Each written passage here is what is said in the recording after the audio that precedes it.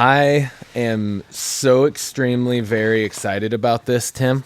You're salivating over there, aren't you? I've been drooling. We talked about this last night. It's been a few times now. I've been teasing you. Wonderful girlfriend is utilizing our leftover burbs to make sweet treats. The sweet treats, man. I can't say no to the sweet treats. No, same. It's a problem. And one I'm not going to fix. I already cut myself off of candy. I'm in almost 3 years. That's crazy. Isn't That's that fucking wild? Yeah. But I'm not saying no to anything else. So, what we got here? What do we have here? We got a cinnamon roll, and the icing here is made with maple syrup and some of our bourbon. Specifically, it's the vanilla bean brown bourbon. So, okay. Thought it would be a good pairing. So, okay. Let's take a little bite of this. Yep. Shut the fuck up. Let's eat. We're trying it. We're going for it. We're getting right into it. A nice hefty nibble here. Yeah. You ready? Do it. Yeah. Fuck yeah. That's fucking so good. Oh my Lord. Made my ear itch. Oh, that's how good it was. It's a tasty treat. A tasty, sweet treat. Fucking treat. Welcome to the show. Bourbon. Belts. Blockbusters. You are listening to the Triple B Podcast.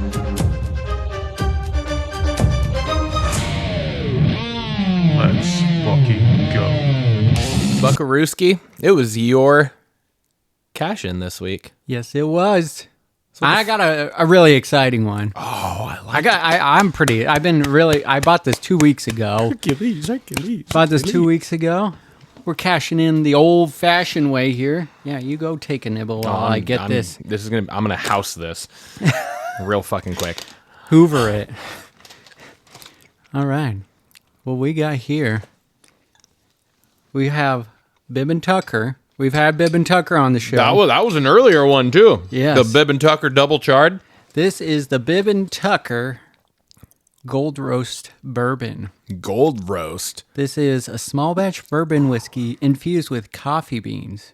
So we are going to give that a try here. We fucking are. We are going to get right into this. Is this going to keep me up at night? Maybe. All right. Well, when in Rome. Fuck me, right? When on the podcast. Whenever. When you're drinking. Yeah. You know what they say. White water in the morning. Is that a thing they say? Yes. And? This is aged for 6 years. You kind of inspire me. I mean, not to give away spoilers, but you had a cocktail idea. And I was like, this was a recommendation. I was like, well, this just goes hand in hand with it. So and that's beautiful. So because you're utilizing my foreshadowing, yeah. Because I was out of town last week, and so Timmy utilized my cash in to do a cocktail last week. So it's his cash in this week, and I will be utilizing his bourbon from this week in a cocktail next week. It's a little foreshadowing for all y'alls. Hell yeah, man. So let's get right into this. I got this at Total Wine. I'm going to smell it. It was like $57 bottle on the shelf, so coming out around $70 from Total Wine. But the guy that worked there highly recommended it. He was super excited, just came in, and I was like, this kind of just fits in what we're doing right now. So cheers, brother. It's like my 4th coffee today, so... Wow. Are you fucking kidding me right now? What? Wow. I didn't even think you could infuse coffee with bourbon. But you get the coffee the other taste. way around. They infuse bourbon with coffee. Yeah.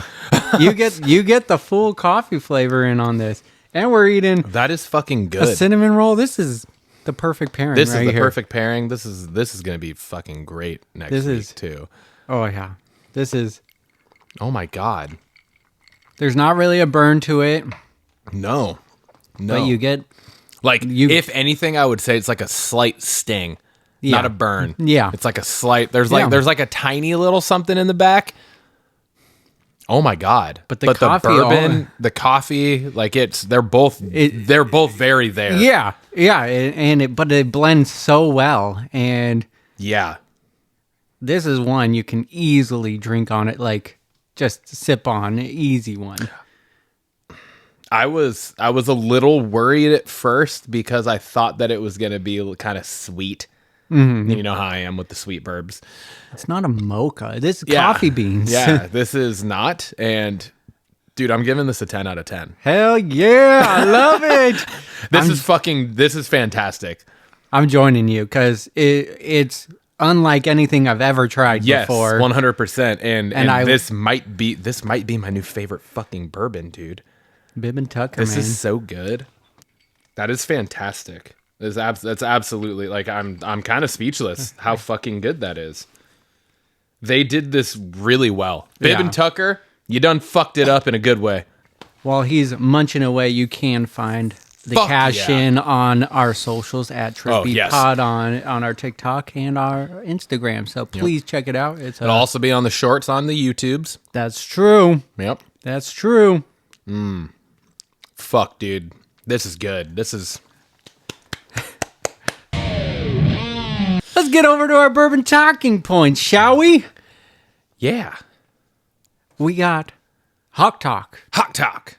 We got the Hawks beating the Jaguars 20-12 down in Jacksonville.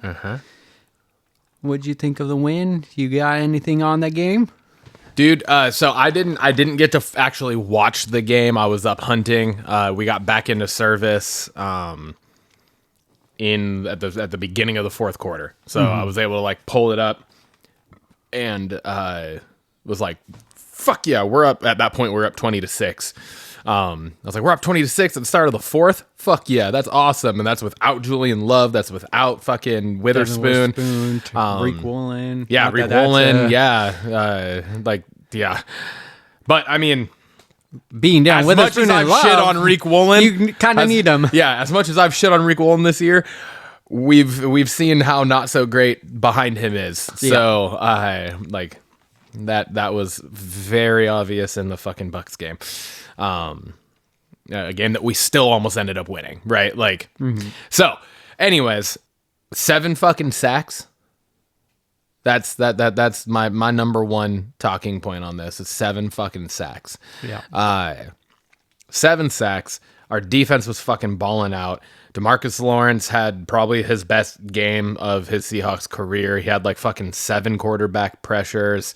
He had 2 sacks. He had a tackle for a loss, like an 8-yard loss. He had the sack that essentially ended the game. So he just fucking balled out. So that JSN, dude, he leads the league in yards right now.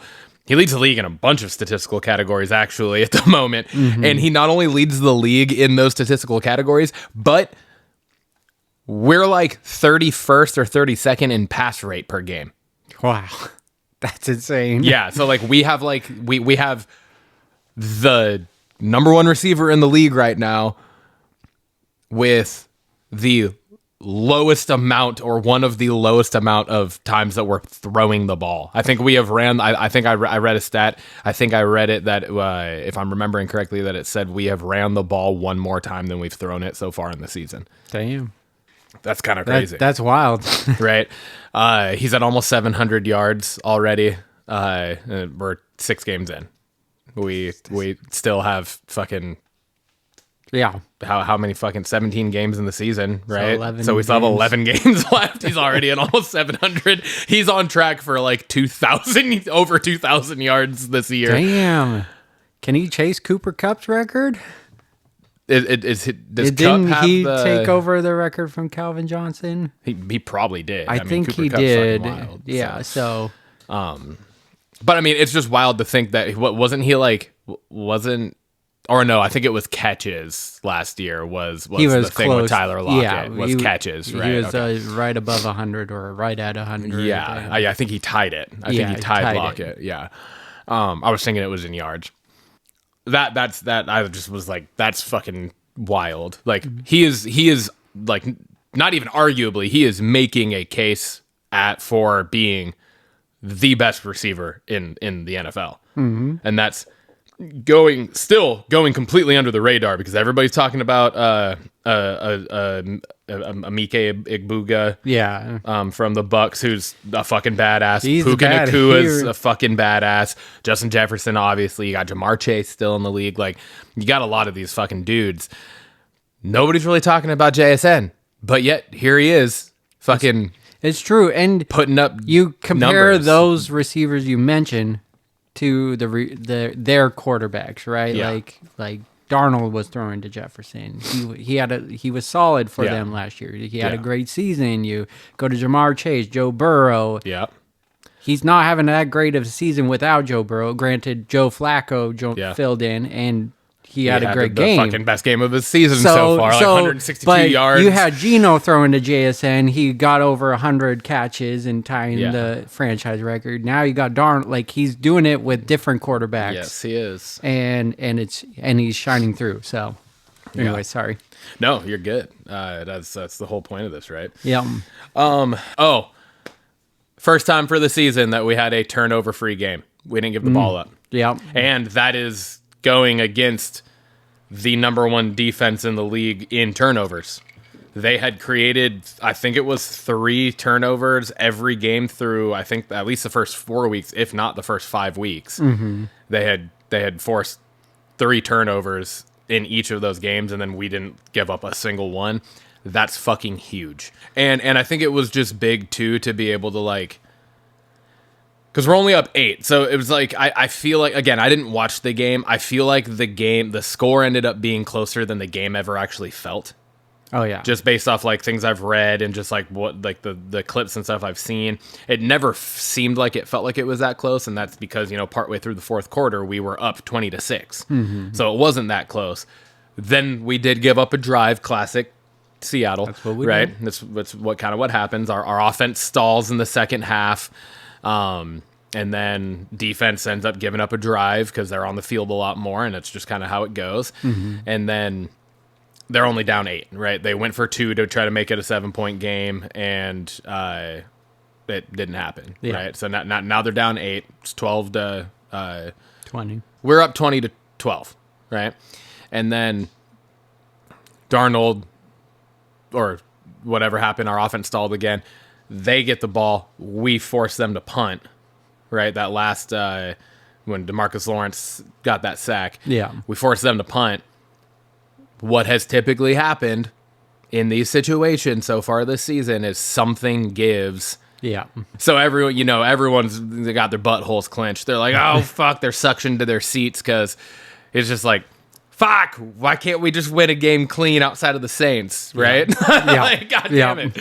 And here we fucking go. He hits AJ Barner on a fucking 61-yarder. Barner's come up and big at that twice. Point, it was just like, okay, now it's just try to run clock out as much as we can and kick the field goal and go up 11 with what was like 2 minutes left in the game or under 2 at that point or whatever it was. And it's just like, I think it was 2.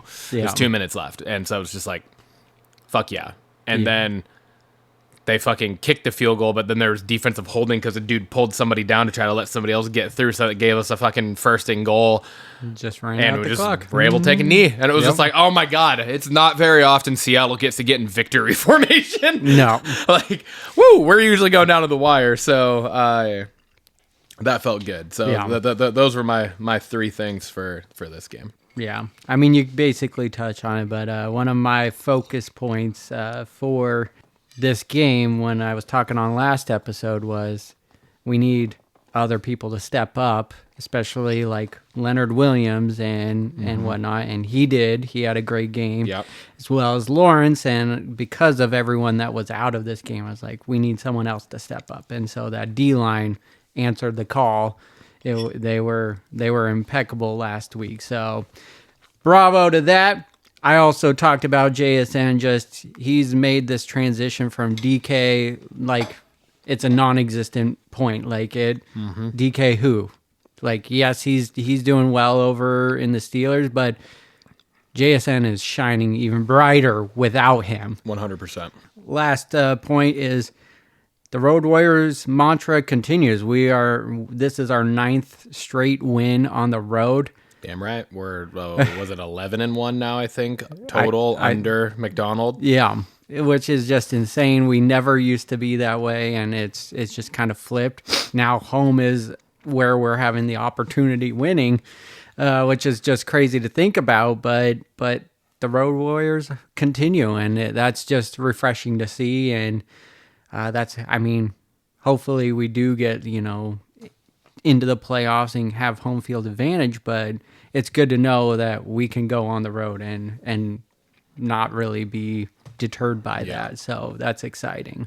All right, so what is your focus for them? We got the Texans up next on Monday Night Football on ESPN. What do the Hawks got to do to win this, or what's your takeaway from this?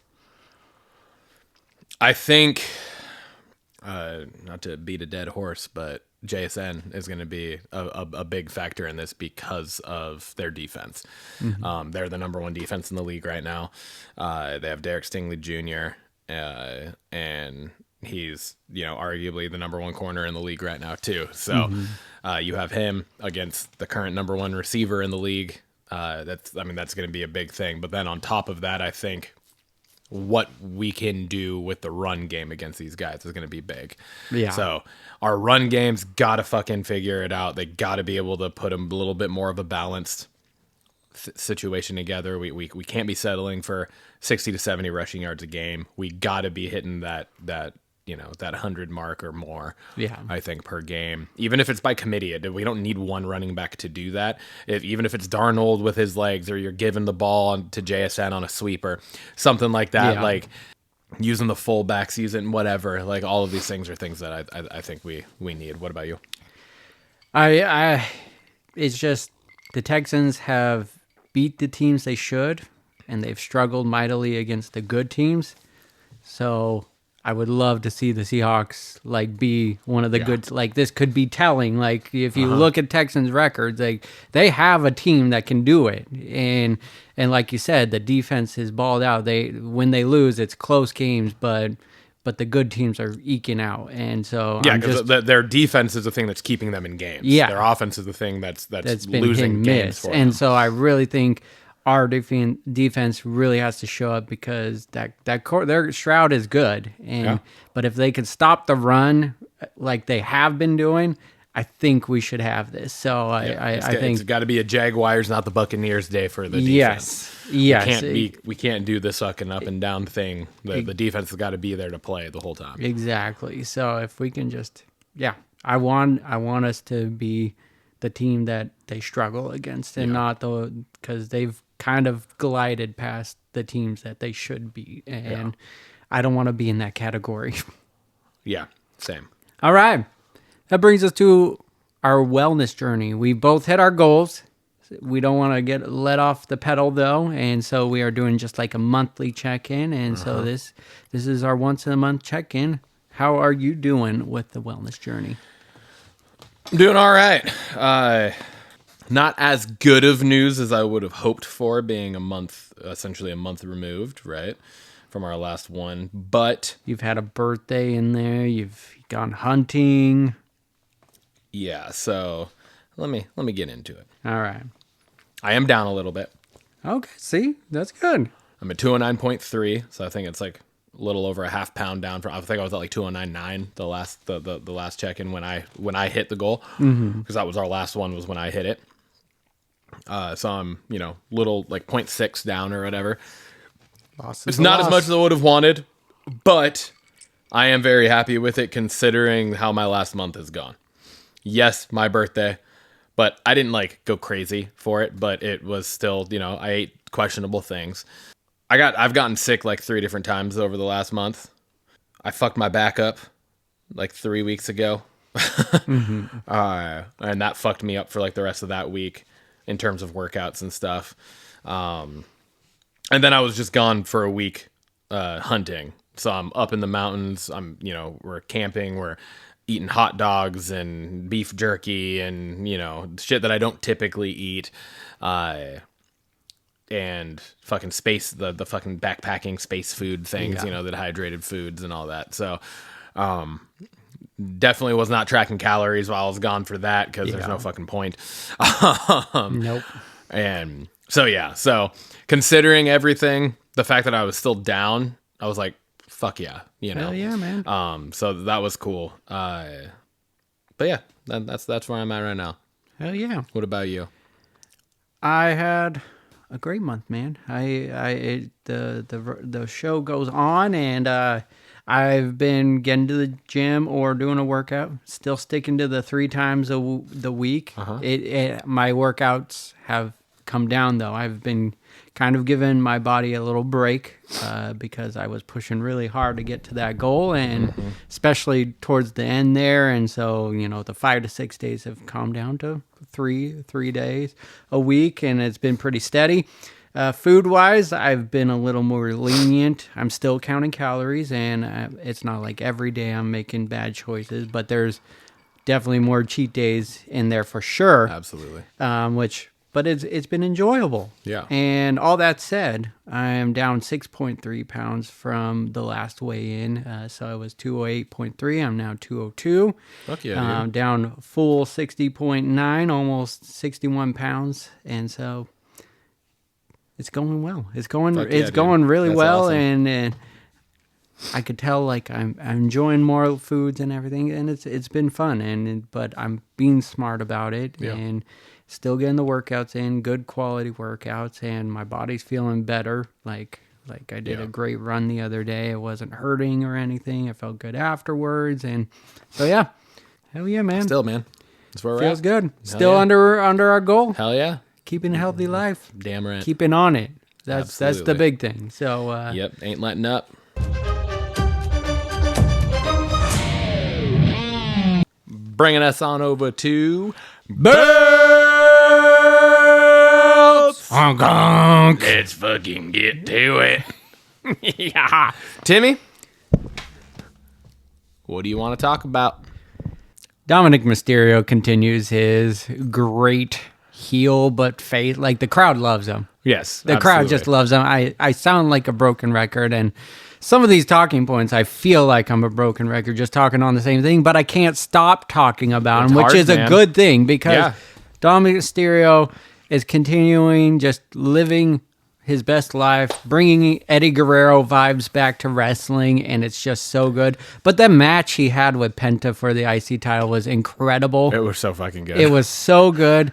My only bad takeaway is why did Russo come out after he basically said he wasn't going to... Like, I know he Yeah. didn't say he wasn't No, I going to know, do it, but- but he essentially said that and still came out. It was unnecessary. It was unnecessary, but the match was great. It did lead to the little bell hammer thing, which it was so good. The way it all got passed off, like he wasn't fooling anyone, and then the way he tried to like sneak it back, even though they knew he took it, was just so good. I love it because he's paying homage to Eddie, but he's also doing it like comedically bad. Yes. Right? Like Yeah. it's not like it's not trying to be serious homage to Eddie and it's just coming off bad. Yeah. It's like you know exactly what they're doing and he's executing it fucking perfectly. It's flawlessly. Yeah. Like it's just It's great.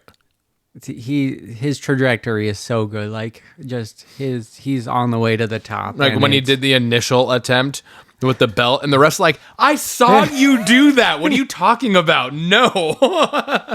It was great. It was so good. It was so good. All right.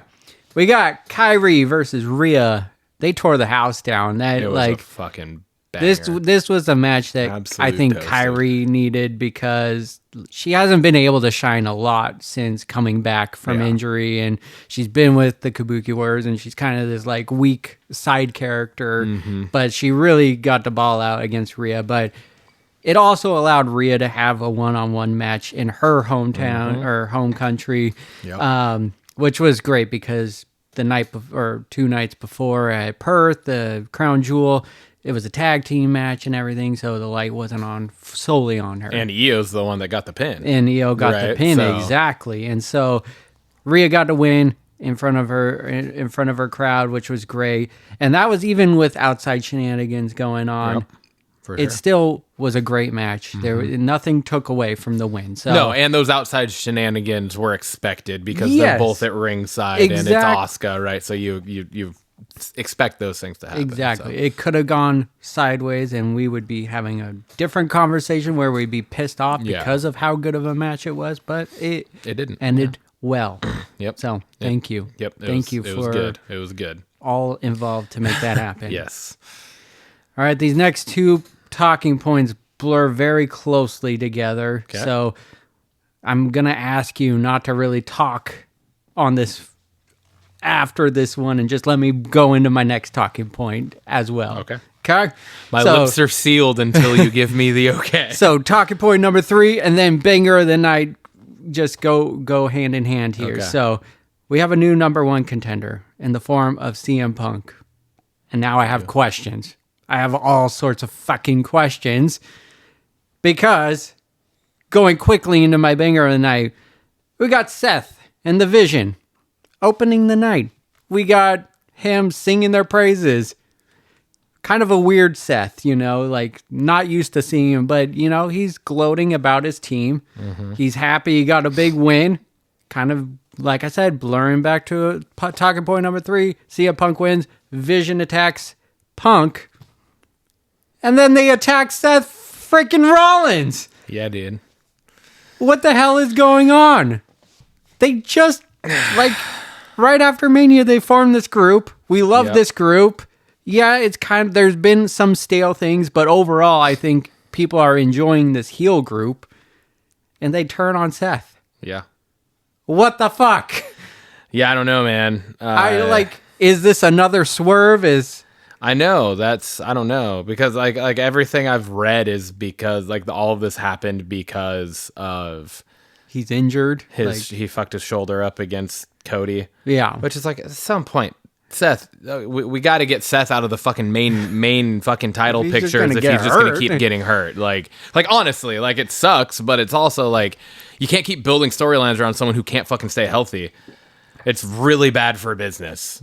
But what does... So going back to CM Punk winning number 1 contender, like, is he going against Seth for the title and win? Because if he's injured...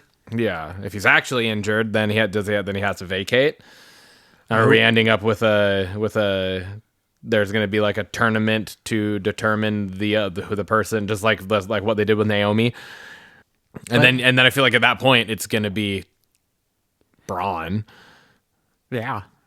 But Right? it then just, are you really gonna are you gonna put it on Braun? I don't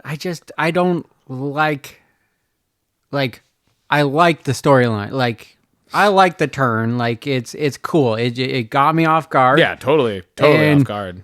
And I was all for, Punk going against Seth Rollins. It makes sense. He cashed in on him.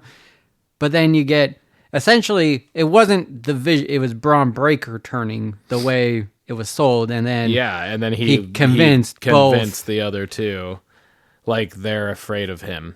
Yeah. Which also doesn't make sense. Like, why is Bronson Reed afraid of Braun Breaker? Yeah. Bronson But Reed you're just either- got the biggest you're- win of his yeah, career You're over either with me or you're against me. Why are you now? Like, I don't know. I don't. Yeah. If they were gonna do it, I feel like it should have been a full unison. yeah. Like he hits the spear and Bronson Reed's already working to the top rope and Paul Heyman's orchestrating it. That's Yeah. what it should have been. Yeah. Not the Braun Breaker scares them into doing it. Like, that doesn't make any sense to me. But Yeah. I got too many questions, which is a good thing in wrestling. Yeah. If you're questioning, if you're just, what's going to happen next, that's a good thing. Yeah. But it just, the whole ending segment is just like more confusing and it's leaning towards bad. Yeah. But I'm also really excited for it, right? So it's crazy. I think it's too early to pull the trigger on the Vision, in my opinion. I don't think Breaker's ready for the main event. Like, No. if that's the way they're pushing this, I don't think he is I don't either. think he's ready quite yet. Like, he hasn't. Luckily, he has a Paul Heyman to back him up and be more of the voice on the mic. But then at that point, they need to drop Bronson Reed. Yeah, You know what I mean? Like Yeah. it can't be. It either needs to be a faction with a Seth as the face, Yeah. or it needs to just be another fucking dude that Paul Heyman's pushing to the top. Yeah. No, I So, agree. Like, Bronson Reed is the odd man out in this entire scenario. Yeah. And which is crazy because I think he's been pushed harder than Braun Breaker this Yeah, whole year. arguably, yeah. So it's wild to me. I mean, man. he's faced off against Roman now twice in one-on-one matches, and how many tag matches? Like, and he's the second person to pin Roman Reigns one-on-one. Like that's just wild. So it's ever? Yeah. Well, since he became the tribal chief, and like it's been Cody and then Bronson Reed on one-on-one matches. So it's just wild. I'm curious. I'm here for the ride. I think it's too early. Very curious. Yeah. I hope it's a swerve. Honestly, Yeah. Is it going to the well too many times? I don't want Seth being a good guy either. He's so good at being He's way a heel. too good at being a heel. And the ride he's been on, everything right now is just so good. What do you got for SmackDown? They'll smacketh down. It was a great show, in my opinion. Yeah, it was good. It was solid. First thing, Ilya Dragunov returns. Don't care for the clean shaved look. It's a little weird looking to me, but because he always had the little goatee. Oh yeah. He always had the goatee. Yeah, that's true. The clean shaved kept throwing me off. However, he looks phenomenal. He's jacked now. Looks phenomenal. It looks like he put on fucking 20 pounds at least in muscle. He's definitely bigger. Yeah. And what a fucking match they just put together. The match was incredible, man. It was so good. Best So US fucking Open good. challenge. And that's saying something because Sammy has had like nothing but good fucking matches since he started this with Cena. Exactly. And he's done it every week since, and they have all been good matches. Every single one of them has been a fucking good match.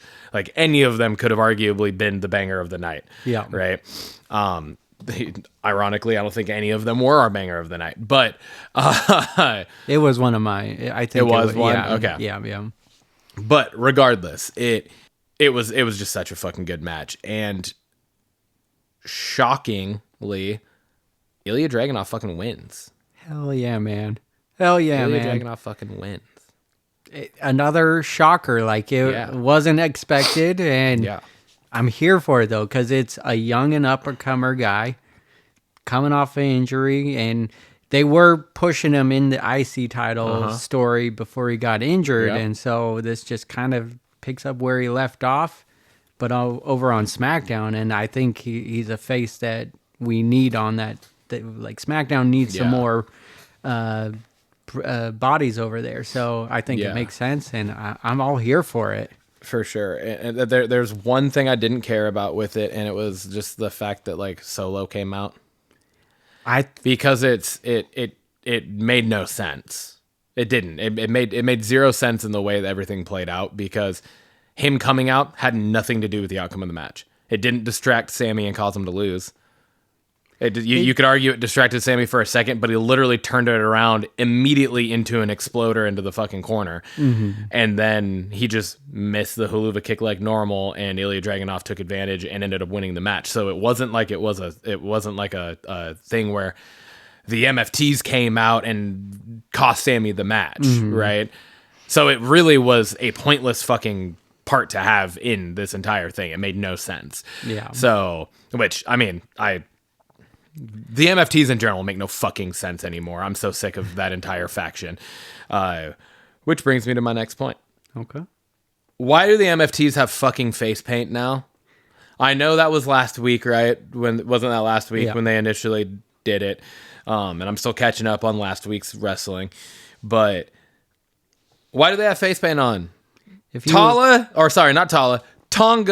Tonga legitimately now looks and acts like the dude from Ace Ventura. It's like a spin-off of what I talked about on last episode, but it's their group from New Japan. They were a faction, and they were called Guerrillas of Destiny. And they had the face God, paint. and they had face paint, and it's very similar to what they're doing right now. So Okay. I think I am enjoying the face paint. It gives them a twist and everything, and I don't know. I'm a fan of it, and I'm not necessarily saying I'm not a fan of the face paint because Yeah. like the face paint looks good. Yeah. But I was just like, why all of a sudden like they just came out with face Yeah. paint on? Yeah. Like I it think- wasn't like they went away for an extended period of time and then returned with it. Yeah. In a way that would make sense. It was just like, Tama Tonga's back all of a sudden and now they're in out of face nowhere, paint. and now they have face paint. Yeah. Like it kind of seemed out of place to me. That being said, the Wyatt Six and the MTFs or the MFTs. Okay, I'm here for it. Yeah, I'm definitely here for it. I wish something more would have happened last night. Like, I wish there maybe would have been a little brawl or something. I wish Uncle Howdy would have been out there.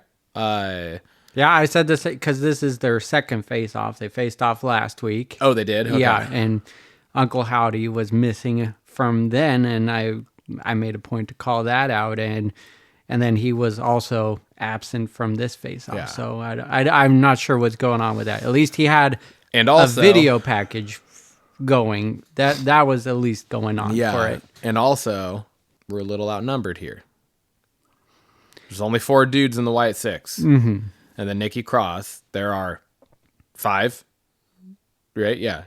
The Tongans, JC, and Solo. There's 5 in the MFTs. Nikki, you can't count Nikki Cross in this because she can't wrestle against dudes. I don't know. She's holding her own. If you watched last week, No, I know. I'm just saying, like match wise, they can't No, they can't do it. They 100%. can't do a 10-person tag match or a fucking War Games match and have Nikki Cross in it. Yeah. Right. I mean, they could, and I think it would be dope. Mm-hmm. But it's never happened before, so it would be unprecedented. So you can kind of assume that that's not going to happen. I don't so think that's gonna happen. did somebody join the Wyatt Six? Does Uncle Howdy bring somebody? Resurrect somebody in some sort of way or something, to like add another member. Maybe that would explain his absence. Maybe he's looking for someone. Yeah, I don't know. I don't know. I was confused by that too, because I was like, last week when I was talking about it, I was like, maybe Sammy joins them. But now it looks like Sammy's kind of getting a coalition with why am I forgetting his name? He came out to save Ilya Dragunov and Sammy. fucking Ray Phoenix. Ray Phoenix. Yeah, Fuck me. yeah. Sorry, But sorry. it looks like there's like kind of a group forming just in that faction, like Sammy, Shinsuke from last week, and now maybe Ilya and Ray Phoenix. And so I was thinking Sammy might be joining, like just to work with the Wyatt Six, but Gotcha. I don't know. It's weird how it's going, where they're making feuds with Sammy, but also with the Wyatts right now. So yeah, it's a little wild. That's true. Lastly, on that talking point, I wrote, "Am I smelling a War Games match? Potentially, Maybe. Wyatt Six and the MFTs, Maybe. even if it's." I mean, they've been known to just leave Tongaloa out of shit. So if it's 4-on-4, Or maybe they're doing Survivor Series style matches and War Games, because I mean they haven't been really doing the Survivor Series Yeah, that would be matches nice as of to late. see. So Yeah. maybe they're doing a combination of both That'd be at cool. this Survivor Series. So would like that'd be that. kind of cool. that would. I wish they would do a Survivor Series style in War Games. Like, Yeah. have it be elimination. Yeah, that would be cool. fucking dope. That would be super cool. Anyways, next talking point. I feel like you're gonna dislike me for this Oh one. God. I wasn't a fan of the finale of the show. Oh, I was not. Oh, you weren't? No, Okay. I read a headline. I didn't actually click on the article because I hadn't watched anything or whatever. But Jacob's apparently actually injured. which and I don't know when that happened. I read the article I read, or the headline for the article or whatever, said that it could like keep him out well into 2026. Shit. What the hell happened? I don't know. I don't know if that's accurate. I don't know if that's true. And then last night I guess for me, I was watching it today, but still I was like watching, and they started the show with fucking Nick Aldis announcing that match was now going to be for the number one contender. I was like, oh shit, maybe that article is wrong. But then they fucking swerved us with the fucking absolute dog shit that they swerved us with last night, and have him get mysteriously attacked in the back. It's probably Solo again. It was probably the MFTs. Yeah. Just developing feuds for them, even though they've already been feuding. Anyway, yeah. So. And then we get the fucking Drew and Cody situation, which fucking made no sense to me either, because Cody DQs himself. Yeah. I was completely confused. Like, I don't get what happened. We don't even know officially if it was a title match. That's true, because that never fucking was actually said or announced outside of Cody saying, you want your championship match? Blah. But if it was for the title, then okay. Like, the Cody coming out and being like, we all know you did it. You know what? These people want a match. You want your match? Fine. Screw it. You got it, because he's the fighting champion. That's Cody. That makes sense. But then for him to turn around in the middle of that match and out of nowhere, for apparently no fucking reason, just grabs the belt like a fucking total heel move and DQs himself in the title match to make sure he retains the title. That is not a Cody Rhodes move. Yeah. That doesn't make any sense. Yeah. And then to make it even worse, he set up for the Crossroads on top of a fucking table. That doesn't work. Yeah. You are not going to hit that move on top of an announce table. It's physically not possible. Yeah. You are going to Crossroads both of you off onto the floor. So it made no fucking sense. And then for everyone to come out all of a sudden out of nowhere and break it up, like, also didn't make any fucking sense. How many times do we see people get attacked and nobody comes out? Yeah. Like, what the fuck?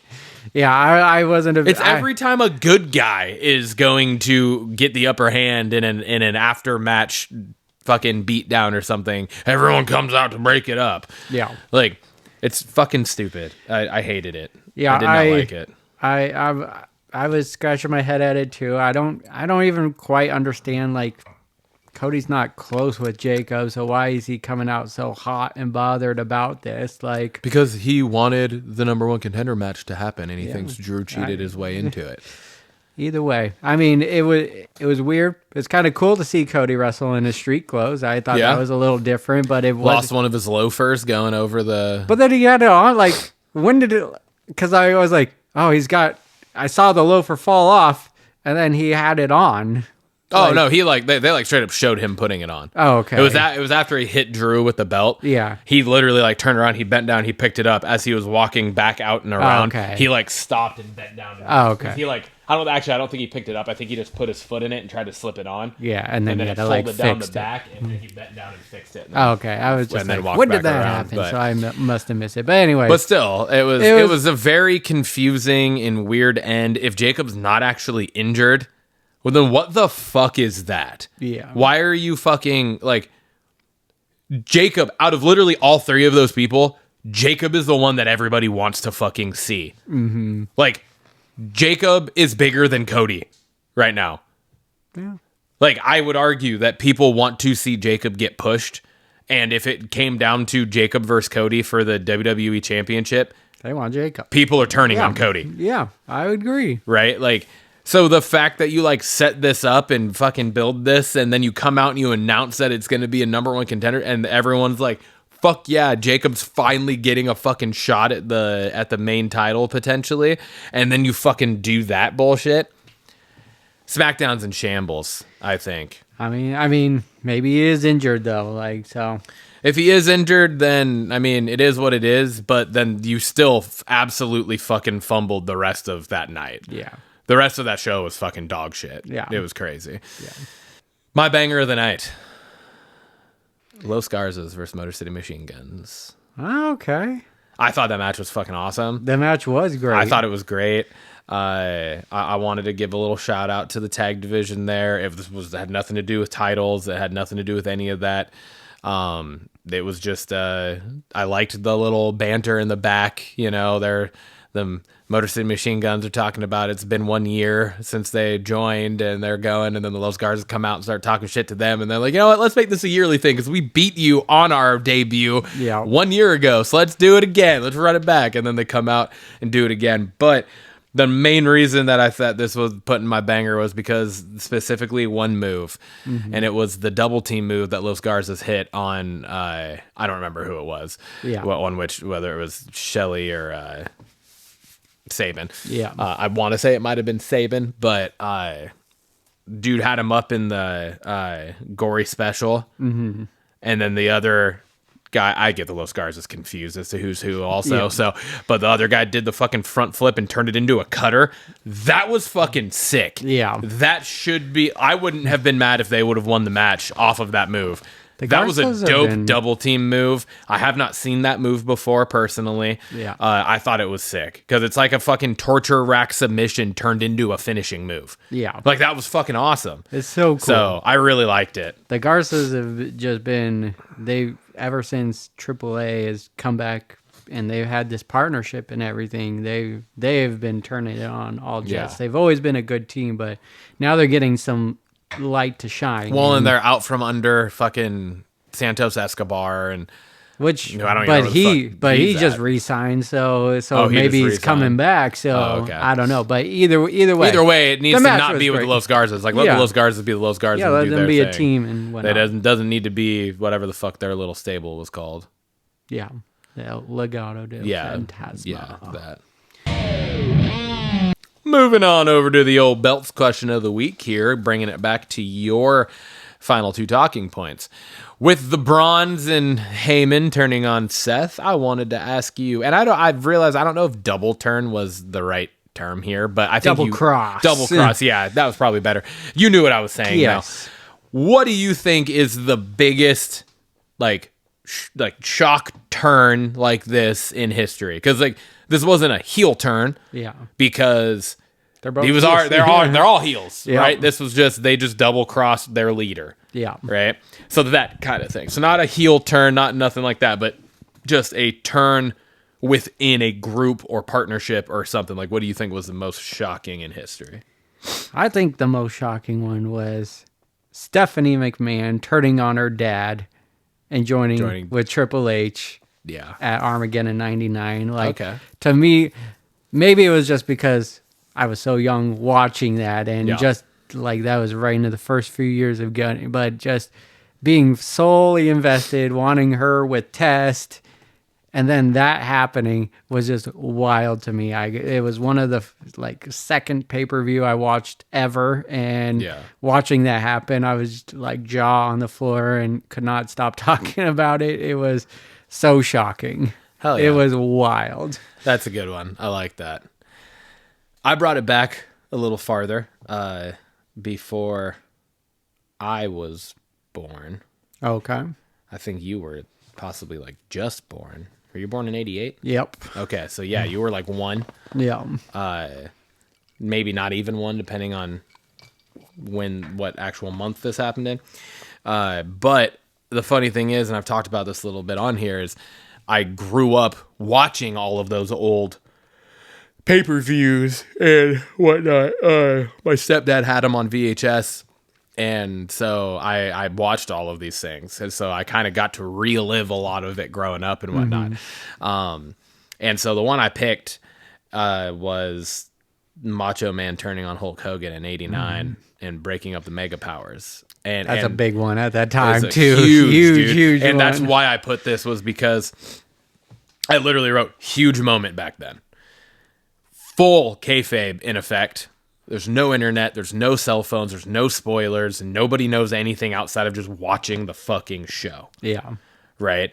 And maybe like a newspaper the next day type of thing. You know, like this, like we're talking back in the fucking day when none of what we have now existed. Yeah. And so these guys to the fan base were fucking superheroes.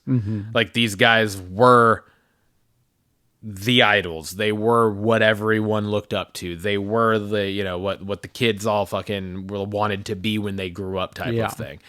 And so then to have Savage turn on Hogan and just beat the ever living shit out of him in front of everybody was fucking huge. Hell yeah, man. That's So I mean, like I said,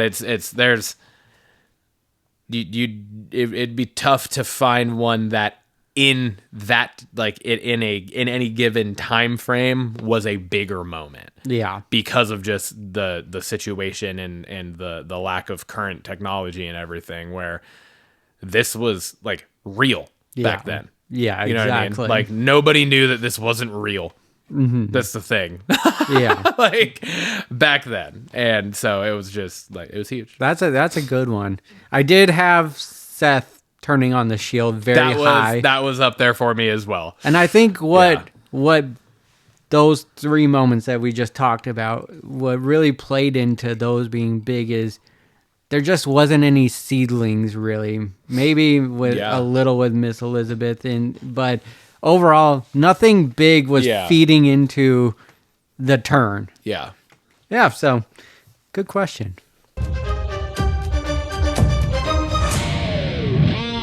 That'll be bringing us on over to Blockbusters. Action. Roll. Focus features. Focus features. Focus features. Timmy, you got this one. This one is You fucking son of a goddamn cocksucking bitch. We got Send Help, which is, we did talk about this way back in the day when it was just an idea. Like we had a very brief synopsis of what this movie was about.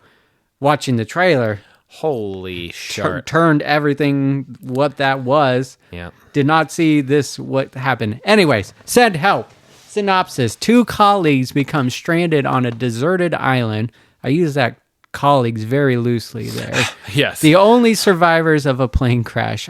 On the island, they must overcome past grievances and work together to survive. But ultimately, it's a battle of wills and wits to make it out alive.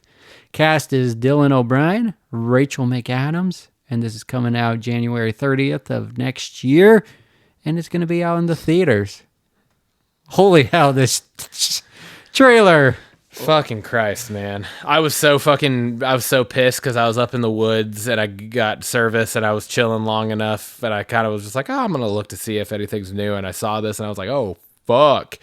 And I thought it was early enough in the week where I might beat you to it. And I opened it up and I was like, motherfucker. I was like, all you put was the name in the trailer. You didn't put anything else yet. You son of a bitch. Yeah, this looks fucking wild. We get to see a wild side for Rachel McAdams. I know. I was so stoked for that. And Like, this has to be different than anything she's ever done before. I can't think of it. I don't know anything that's even close to this. Yeah. She turns into a fucking maniac in this trailer, at least. That's how it's portrayed. Maniac or a beast, whatever it is. I mean, either way, she's pretty maniacal in this Yeah. fucking trailer. And then you're seeing Dylan O'Brien, who's usually a nice guy on screen, being a total fucking asshole. Total dick. So we got Sam Raimi at the helm of this. This is a return to horror. Like I know he was kind of behind that Netflix movie, like Don't Move or whatever that was we he like talked a producer about. on it or He was a whatever? producer. I watched that. But what was it? That was the one with the girl from Yellowstone, right? Where she gets like paralysis.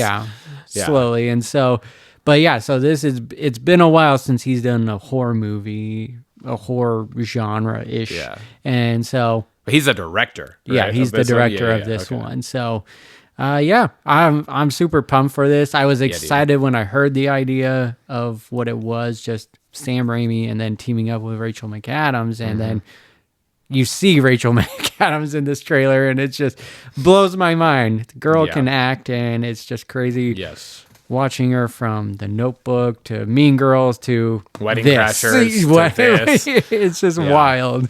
It is. Fucking wild. It's awesome. I love it. Next up, we have Primate. The synopsis for this is, in Primate, a group of friends' tropical vacation turns into a terrifying primal tale of horror and survival. The cast of this is Johnny Sequoia, Jessica Alexander, Troy Kotzer, Victoria Wyant, Gia Hunter, Benjamin Chang, Charlie Mann, and Tien Simone. Or Simon, maybe. The release date will be also in January, January 9th of this coming year. And it will also be out in the theaters, the cinemas. This fucking trailer. Oh my Lord. It's crazy because it's about a fucking family that owns a chimpanzee as a pet. Mm-hmm. And you don't know in the trailer, like you don't find anything out about like what actually caused this to happen, but the fucking chimp goes nuts, goes murderous. Seems like out of the blue. I'm sure there's more to it in the actual movie. But this is definitely one of those things where you have like a weird kind of relation to it because it's your family pet. Yeah. Right? Yeah. In the movie, it's a well-off family that owns a chimpanzee. Mm-hmm. Yes, that's a little out there. But you can still relate it to your dog or whatever. And then something happens and the fucking family pet just goes rabid and starts murdering everybody. I don't know if there is an animal that exists that would be a worse fucking thing to turn into a psychopathic killer than a chimpanzee, maybe a gorilla. Yeah. Right? I feel like this was a play on that whole, like, 99 men versus a gorilla or 100. You know, they got this idea from that. Yeah, 100 men versus a gorilla. But still, it looks fucking wild. It does. It does, and I think it's a cool. It's like almost child's play, but it's your family pet. Play, yeah, but it's your family pet. But it's also kind of like it has like all of the makings of like a slasher, like a classic slasher movie, right? Like the kids get called over, and then those two dudes show up and everything. Like, hey, where are you guys at? What's going on? Then he like lays down on the bed, and then he just like looks down, and the fucking chimp's right there. Right, and he just kind of creeps through. Like that's like a total fucking Michael Myers, Jason Voorhees kind of play on a movie, right? So there's a lot of different things in this I was like, this is actually really fucking cool. Yeah, so that's why I put this on here. Yeah, no, I agree. Cautionary tale: do not have a chimpanzee as a family pet. Probably not the best idea. Probably should go without saying. Yeah, but just in case. Yeah, you know, just in case maybe anyone that's out why there. This movie is being made. Yeah. Someone's like, hey, just public service announcement.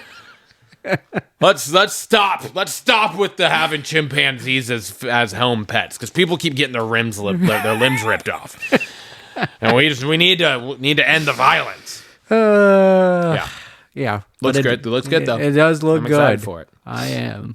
What's in the news? What's in the news?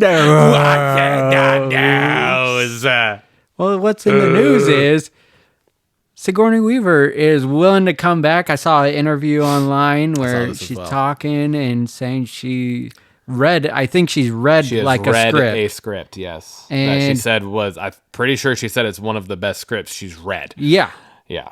And it's to bring back Ripley into a new Alien project, which I'm here for.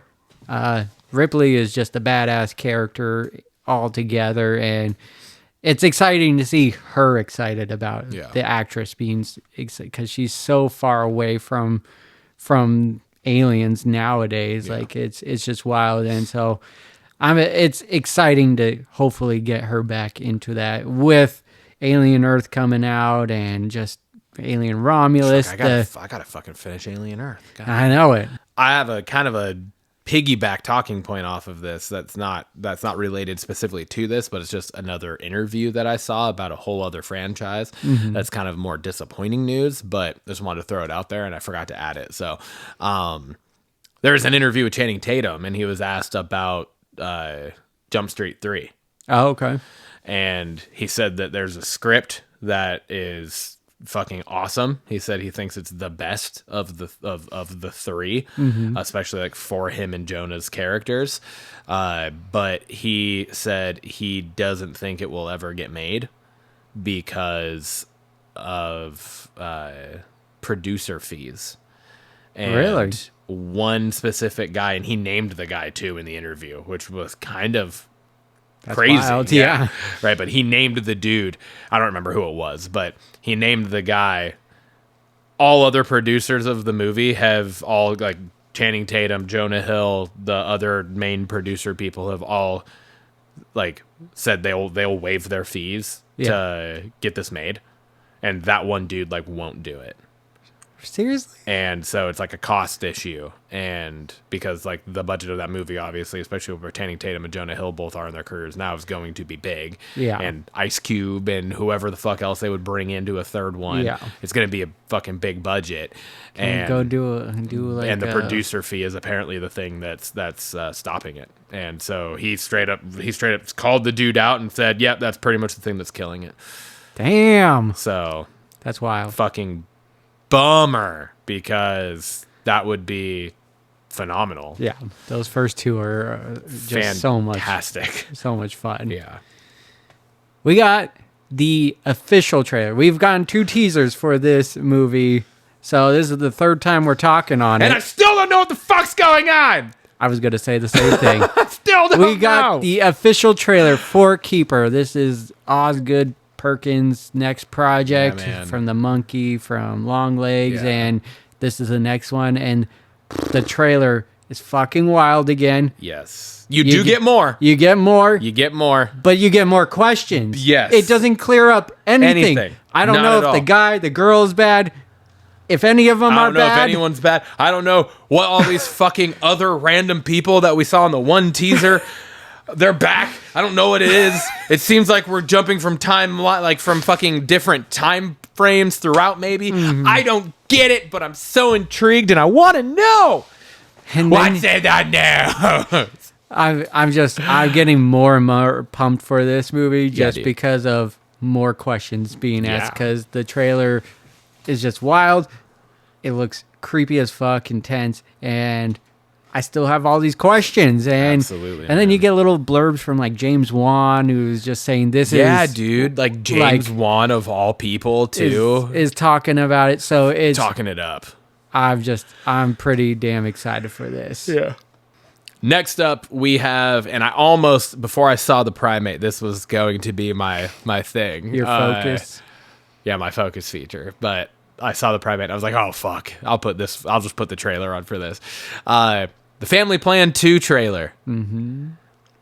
First Family Plan was Mark Wahlberg, Michelle Monaghan, right? They, like, find out that that dad's a fucking, essentially like a retired spy, assassin type hitman kind of dude, right? Did you ever see the first one? I have not. Oh, you didn't? No. Okay. Well, hilarity and shenanigans ensue, and he's trying to protect his family and whatnot. Yeah. And then the trailer for the second one came out over like this last weekend or whatever, and Yeah. it looks also equally fucking awesome and funny, and they have included Kit Harington into Yes, they this have. one Yep. as a shadowy person from Mark Wahlberg's past. Yes. So- yes. I really liked the first one. I thought it was fucking awesome. I believe it's on Apple. I believe this one is also an Apple. Yeah, I think an it said it Apple was an thing. Apple movie. So definitely, I would recommend watching the first one. I really enjoyed it. Me and Lindsay watched it together, and it was solid. Perfect. So- Yeah, I mean this one looks hilarious. Yeah. Just, the freaking daughter's boyfriend. Daddy, He put some clothes on. and does it towards the end of the trailer? Doesn't it turn out that he wasn't saying Daddy the whole was time? He was saying Danny. Danny. He was Yeah. calling him by his name, but it sounded. Did you call me Daddy? I caught that too. I was yeah, like, looks oh, so- he was saying Danny. It's so funny. Looks great. I'm very excited for it. Lastly, we got Smile 3 is officially in production. I absolutely love the first 2 movies. The first one is just so creepy. Like, it's legit, like, got you creeped out. Yeah, I And haven't watched either of them. second one was just as good, I thought. It maybe not as good as the first, but it definitely held up Yeah. as a sequel and had me excited going, oh, there's got to be a third one. And it's just really exciting to see that there is a third one and it is in production. Same guy is at the helm of this one. So I highly recommend that you go back and watch these first two. Okay. It's just super creepy. Yeah. Don't let Lindsay watch. No. Do not. That's part of my issue with watching horror movies now. Yeah. If I don't catch them in theaters, it's hard for me to watch them at home. I would legit, she's going to have nightmares Yeah. if she watches at least the first one. So do not let her see it. And to be clear, Lindsay's my wife, not my daughter. He's talking about don't let my wife watch it because she'll have nightmares. Yep. It's an unsaid thing that my daughter, my 2-year-old, not even 2-year-old yet, daughter's not watching it. Yes. I just wanted to make that clear. He's talking about my almost 30-year-old wife. Yep. She can't handle horror movies. Nope. No. We got another Triple B Memoriam. I couldn't talk on it last week because it happened the day of me filming, but sadly we lost the legendary Diane Keaton, which is wild. It just was not that I'm prepared for anyone to die, but it was not on my bingo card of actresses that I would, or actors that I would think would pass. And so it was just a shock that happened. She's, known for the First Wives Club, Father of the Bride, Something's Gotta Give, Annie Hall, just so many memorable movies and such a great actress. And so just want to give a toast to her. Respect where it is due. Bringing it over to our special segment of the week this week. It is our small screen sampler, again, where we take a show that we have covered on here before, a series, I should say, that we have covered on here before, and we give it a go, and we watch at least the first episode, and then we kind of just talk about it. So this week, you picked Devil in Disguise, which was at absolutely zero objection from me. Yep. You put this on here while I was still gone hunting, and I got back and saw it, and I was like, oh fuck yes. I at first when I first read it, I was like, what the fuck? I was like, why didn't you do the Ed Gein one? Yeah. And then I was like, oh, wait, this is the John Wayne Gacy one. Yep. Fuck yeah. Yep. I was like, hell yeah.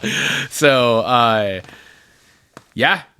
we watched. Did you only get through the first episode? I got through the first two because... Okay, you got through the first two. I'm going to just say it, dude. That first episode had me gripped. It was so well done. And fucking whoa. Yeah. Usually the first episode of these kind of series start off slow, and it kind of was like this slow buildup, but it just had you gripped. Yeah. Like throughout the whole episode, and the actors well chose. Like, everyone is doing their part in this because, man, I could not turn it off.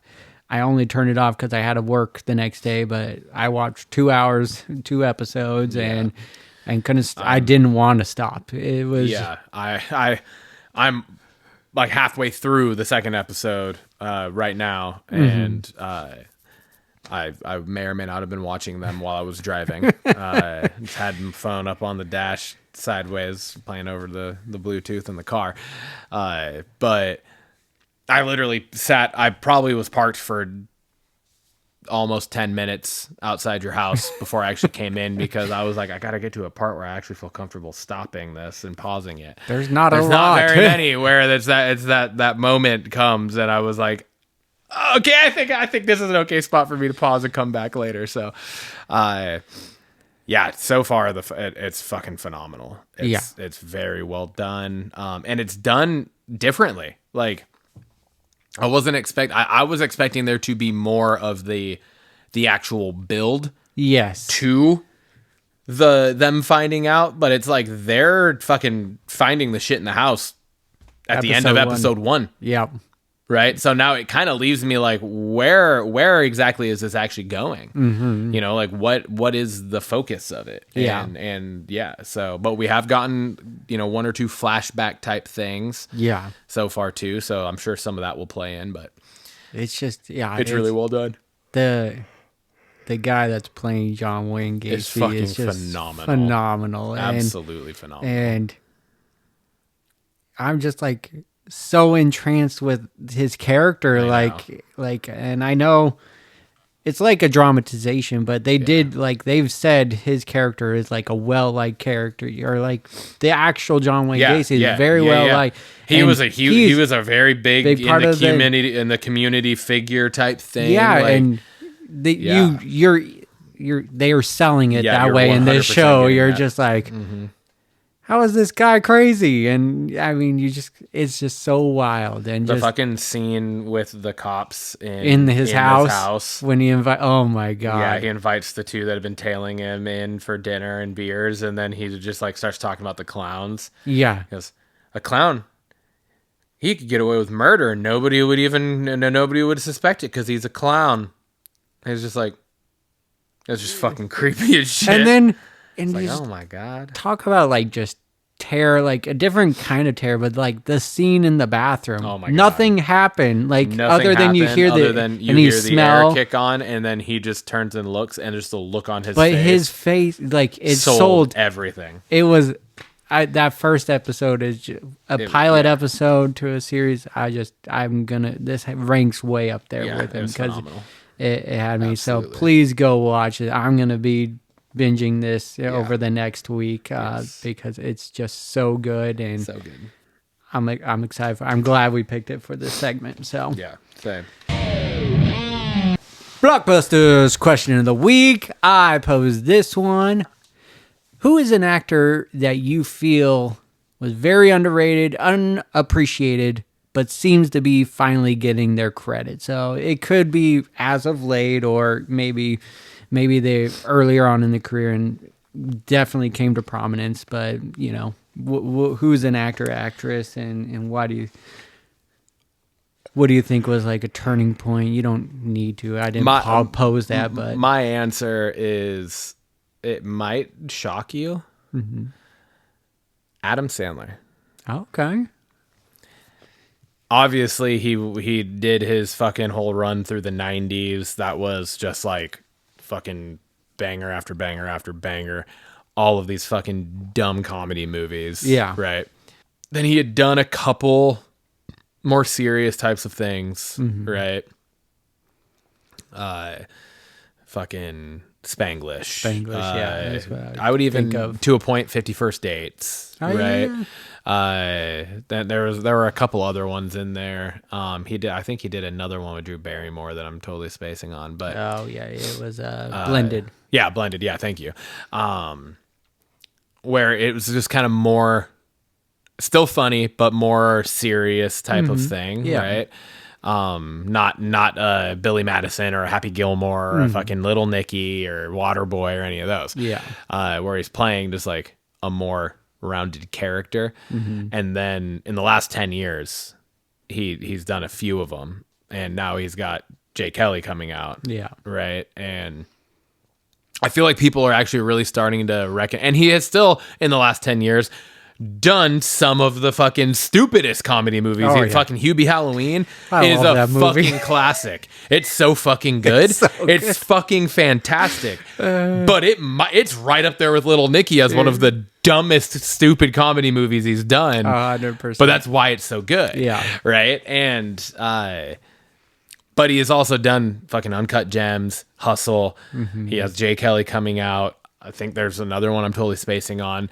But like some of these movies that are actually like Uncut Gems straight up had Oscar buzz around it for him. Yeah, and I know you said when I talked about Jay Kelly that hopefully this is the time. I've read things that are like this could be the thing, and then you have like George Clooney going on record saying that like he's not just a comedic actor, he is a good actor. Like he is just an all around good actor. Yeah. And he isn't a comedic actor, he is an actor. Yeah. And I think that's huge coming from the likes of fucking George Clooney, right? Yeah. And I just think that it's now as he is getting, as he's, Adam Sandler's getting into his later 50s and he's getting some of these other roles, he's going to be playing some of these parts where it's really going to like get broken into us, that it's like, dude, this motherfucker can fucking act. Yeah. It's not just the fucking stupid comedy movies that he shines in. Like, Yeah. if it hasn't already been done, which like for me it already has, and I know for you it already has, but like more people are going to, I think, be getting that appreciation for him and understanding that like, oh, this motherfucker, he is right up there with some of the best. So Yeah. That's a good answer. And it's kind of like at the time when he was putting out those bangers, like he was highly regarded, but then there was a big lull. But he was highly regarded in only like typecast. Yes. Right. He was only highly regarded in that facet of the industry. And then he went on a big lull. He went on a big lull where he was putting out, which some movies that I fucking love still. Yeah. But fucking still, Bedtime Stories and Pixels and fucking Jack and Jill and like all of those movies where they're just fucking shit on by people. Yeah. Right. And yeah, but to your point, he's come back with some of these more serious roles, and it's like I'd love to see more and more of these serious roles of him. And I don't know, like I don't remember who it was that said it, but we talked about it not too long ago. That's I don't remember who said it. I think it might have been on Smartless actually, but they were talking about how it's not super common for serious actors to then blossom and like really shine in comedy roles. Yeah. But the other way around shocks people at how good they are at it. Yeah. With like comedy actors then turning serious roles. Yeah. Right. And I think this kind of just pushes that point and proving that. Hell yeah, it does. What about you? My actress. I picked an actress, and I feel like earlier on in her career, she played a lot of side characters and just kind of blended in. But to me, she stood out a lot in each of those movies. And now it seems like she's on this trajectory where she's getting noticed and she's getting more of the head roles and everything. But Catherine Hahn, Agatha Harkness. Oh, yeah. I think she's always had a prominent, she's a very good character in everything she's in. Fucking everything she's ever been in. How to Lose a Guy in 10 Days. You got Step Brothers and whatnot, but now we got her in the MCU. Anchorman. She was an Anchorman. Fucking Bad Moms and Bad Moms 2. Yeah, and it's just, people are finally starting to catch on to her, and I think she's always been a gem, but highly underrated. And she's now in it's the studio now too. Yeah, exactly, and stuff. So it's just, she's definitely coming out, and people are noticing. And I thought it was a fun question, just kind of for sure. Hell yeah!